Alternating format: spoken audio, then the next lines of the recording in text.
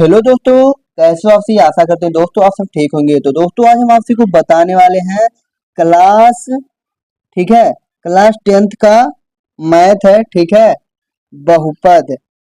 दूसरा चैप्टर है। आप जानते होंगे, अगर क्लास 10 के होंगे तो जान रहे होंगे कि दूसरा चैप्टर हमारा क्या है, बहुपद है, ठीक है।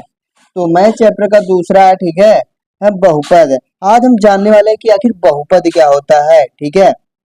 थोड़ा शॉर्ट में डिफिनेशन बता दें, उसके बाद फिर प्रश्नावली शुरू करते हैं। प्रश्नावली प्रश्नावली उसके बाद शुरू करेंगे। अब जानते हैं हमारा बहुपद क्या होता है। तो आप बहुपद अगर पढ़े होंगे तो जानते होंगे, नहीं तो एक समीकरण जिसमें दो या दो से, जैसे देखो कोई समीकरण हो, जैसे 5x प्लस 2, ऐसे कोई समीकरण हो, या फिर x² प्लस 5x प्लस 2, ऐसे कोई समीकरण है, इसको हम क्या कहते हैं, बहुपद कहते हैं।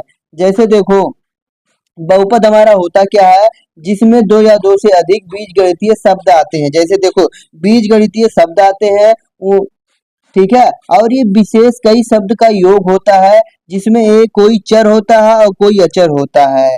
तो अब इसमें कोई चर और कोई अचर, जैसे देखो ये अचर है और ये चर है, ठीक है। चर का मतलब, तो अब इसमें देख लो, तो इस ये सब क्या कहलाते हैं, हमारे बहुपद कहलाते हैं। अब बात आती है कि चर क्या होते हैं, ठीक है, और अचर क्या होते हैं। अब चर और अचर जानते हैं। चर जिसका मान बदल जाए, जैसे x y z, ठीक है, इसका मान आपने देखा होगा कि कभी x बराबर 4 होता है, कभी x बराबर 5 रहता है, कभी x बराबर कुछ रहता है, कभी कुछ कभी कुछ कभी कुछ, बट इसका मान कभी आपने बदलते नहीं देखा होगी। 2 का मान, 4 का मान 4, या 8 10 20 कुछ भी, ये सब क्या होते हैं, हमारे अचर होते हैं जिसका मान नहीं बदलता है, ठीक है। आप जान ही रहे होंगे कि आप कहीं x बराबर कुछ, कहीं x बराबर कुछ, कहीं x बराबर कुछ, ऐसे ये तो ये क्या होते हैं, हमारे वेरिएबल होते हैं, ठीक है। और ये क्या होते हैं, ये हमारे कांस्टेंट होते हैं, अचर होते हैं, इसका मान नहीं बदलता है, ठीक है। तो आशा करते हैं आप जान ही गए होंगे कि चर और अचर क्या होते हैं, ठीक है। अब अगला हम देखते हैं, ठीक है। अब इनके ऊपर जो घात होता है, जैसे देखो एक्स की पावर 2 और एक्स की पावर, ऐसे इसको हम जो कह ये रहता है घात, इसको हम क्या कहते हैं, घातांक, ठीक है, इसको हम कहते हैं घातांक। अब हम धीरे धीरे क्या देखते हैं, आगे देखते हैं किसके आगे और क्या है।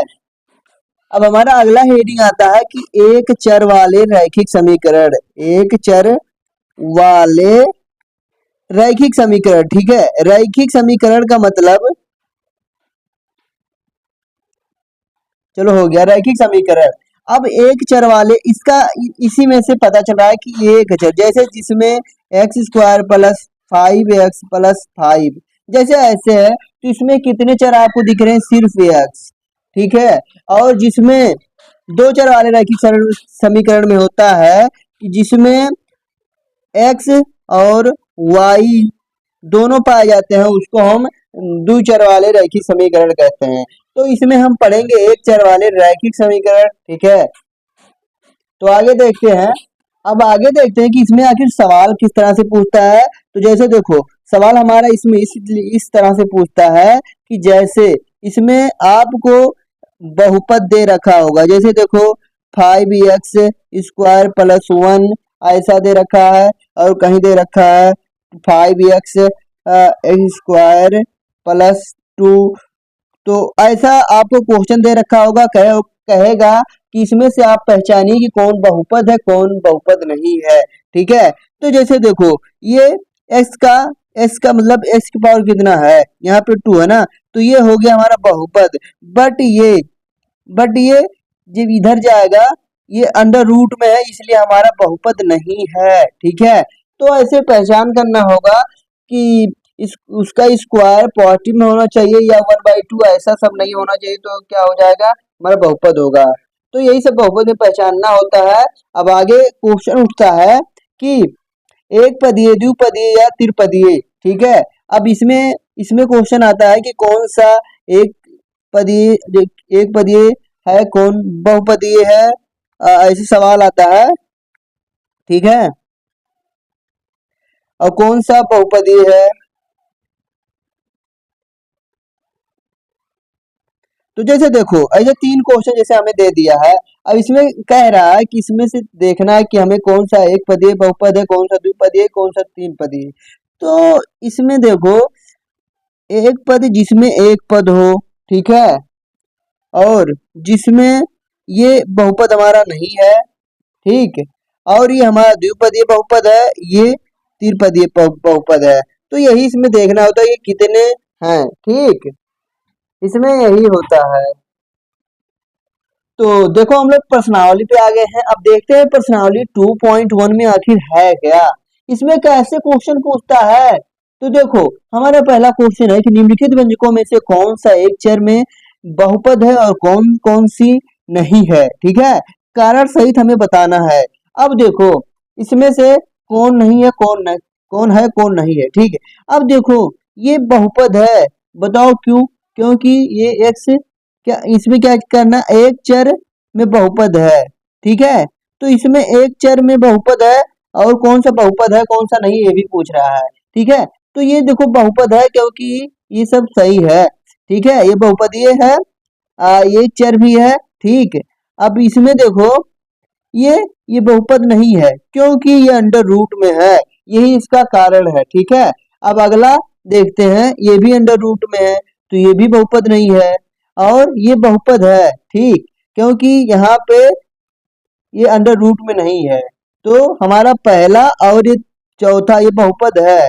अब ये भी बहुपद है कि नहीं, दिमाग लगाओ, देखते हैं कि इसमें जान पाते हो कि नहीं कि आखिर बहुपद है कि नहीं। तो इसमें बोला है कि ये एक चर में बहुपद, इसमें कितने, एक दो तीन चर है, तीन चर। ठीक, तो ये हमारा बहुपद कहाँ से हुआ, हमारा बहुपद नहीं है। ठीक, तो ये हमारा रॉन्ग हो जाएगा, भले अंडर रूट में नहीं है। अब हमारा अगला क्वेश्चन उठता है कि निम्नलिखित में से प्रत्येक में कौन सा मतलब x के पावर 2 का गुणांक है। क्या गुणांक आप जानते हो क्या है, हाँ, गुणांक जानते हो क्या है, रुको बताते हैं कि गुणांक क्या होता है। जैसे देखो एक हमारा बहुपद है, अब इसमें अगर हमें बताना है कि भाई इसमें हमारा गुणांक क्या है, तो गुणांक हमारा ये होता है, इसमें पूछ लिया जाए कि गुणांक क्या है तो हमारा 5 है। अब जैसे दे रखा x square plus x plus 1, तो इसमें हमारा गुणांक क्या है, तो किसी के भी आगे पूछना है तो यहाँ पे 1 होता है तो हमारा इसका गुणांक 1 हो जाता है। तो आखिर आप जान ही गए होंगे कि आखिर गुणांक क्या होता है। तो फिर कहाँ चलते हैं आगे, उसी क्लास में हम लोग चलते हैं। ठीक है, चलो उसी क्लास में आगे। तो देखो अब इसमें से हमें पहचानना है कि किसका मतलब एक्स स्क्वायर का गुणांक क्या है।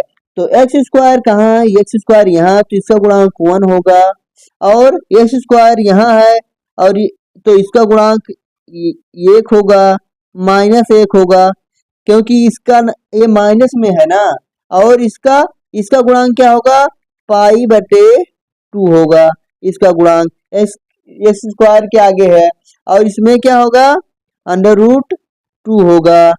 तो गुणांक आपको पता चल गया होगा, हाँ, गुणांक तो पता चल गया होगा ना। अब आगे देखते हैं कि आगे क्या है, हाँ, आगे देखते हैं। इसमें कह रहा है कि 35 घात के द्विपद का, हाँ, 35 घात के द्विपद का और 100 घात के एक पद, ये एक एक उदाहरण दीजिए। जैसे देखो आपको क्या करना है, जैसे हमने ले लिया x की पावर 35 प्लस 5x, ऐसे ले लिया।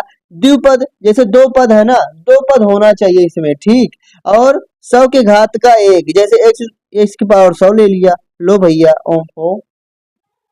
अब आगे देखते हैं, चौथा सवाल हमारा है चौथे में कि बहुपद जो दे रखा है हमारा, उसमें प्रत्येक का घात बताना है कि इन पे कितने का घात है। इस पे 3 का घात है, इस पे 2 का घात है। कैसे पता चल रहा है, देखो यहाँ 5x³ है 4, तो इस पे जो ज्यादा होता है वही लिखा जाता है। अब इसमें क्या है, इसमें तो है ही नहीं, इसमें भी नहीं है। अब इसका क्या होगा, तो देखो इसका है, इसके ऊपर कुछ ना है तो एक है, और इसमें कुछ नहीं है तो इसका जीरो है। ठीक, तो यही घात होता है। ठीक, ये तो जान ही गए होंगे। अब देखते हैं आगे वाला सवाल क्या है। तो इसमें अब हमें बताना है कि कौन कौन सी संख्या बहुपद रखी, हाँ, बहुपद रैखिक है, कौन द्विघातीय है और कौन त्रिघातीय है। अब कौन सा कैसे है ये हमें बताना है। जैसे देखो, इसमें बहुपद हमारा कौन सा रैखिक है, कौन सा द्विघातीय है, कौन सा त्रिघातीय है। ठीक, अब देखो रैखिक क्या होता है, और आ, तो देखो यहाँ पे इसमें हमें बताना है कौन सा रैखिक। रैखिक का मतलब जिसपे कोई घात ना हो, द्विघाती यानी कि जिसपे डबल का घात हो, त्रिघातीय जिसपे तीन का घात हो।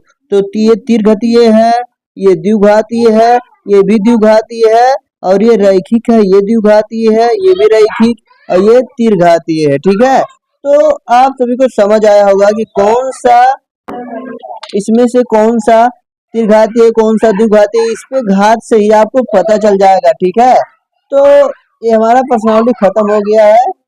तो यहाँ पे हमारा प्रश्नावली खत्म हो गया है। अगले प्रश्नावली के लिए आप लोग तैयार रहें, जल्दी आएगा। ठीक है, तो मिलते हैं अगले वीडियो में, तब तक के लिए धन्यवाद। इसमें आपको देखो, ये जिसपे डबल का घात है द्विघातीय, जिसपे तीन का घात है त्रिघातीय, जिसपे घात नहीं हो रैखिक, और जिसपे डबल का है वो द्विघातीय, ये भी रैखिक, ये इसपे त्रिघातीय, ये द्विघातीय। तो आशा करते हैं आप सभी को हमारा वीडियो अच्छा लगा। मिलते हैं अगले वीडियो में, तब तक के लिए धन्यवाद।